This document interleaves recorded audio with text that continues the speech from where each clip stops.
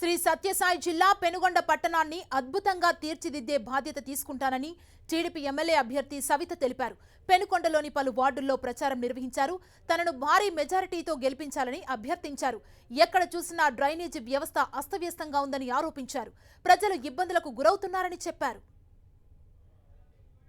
శంకరనారాయణ గారు వార్డు తిరిగి 2019లో ఒక్క ఛాన్స్ ఇవ్వండి, పెనుగొండ మున్సిపాలిటీ రూపురేఖలే మారుస్తారని చెప్పిన శంకరనారాయణ గారు ఏమో కనిపించడం లేదు. ఏ వార్డులో చూసినా మంచినీటి సమస్యలు ఉన్నాయి. అదేవిధంగా డ్రైనేజ్ వ్యవస్థ, డ్రైనేజ్ కాలువలు అయితే మేము వేసాం, సీసీ రోడ్లు మేము వేసాం. అదేవిధంగా ఇప్పుడు ఎక్కడ డ్రైనేజ్ అక్కడే ఉంది. పెనుగొండ రూపురేఖలు మారుస్తానన్న శంకరనారాయణ రూపురేఖలు మారాయే తప్ప పెనుగొండ మున్సిపాలిటీ ఏ విధంగానూ అభివృద్ధి జరగలేదు.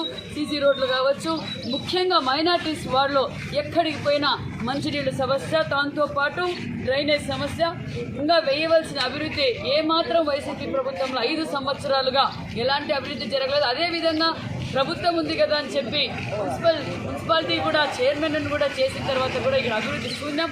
ప్రజలు చాలా ఇబ్బంది పడుతున్నారు. మేము ప్రజలకు తెలియజేశాం, ఖచ్చితంగా తెలుగుదేశం ప్రభుత్వంలో గతంలో అభివృద్ధి జరిగింది. ఇప్పుడు మళ్ళీ పెనుగొండ టౌన్ రూపురేఖలు మారుస్తామని కూడా తెలియదు.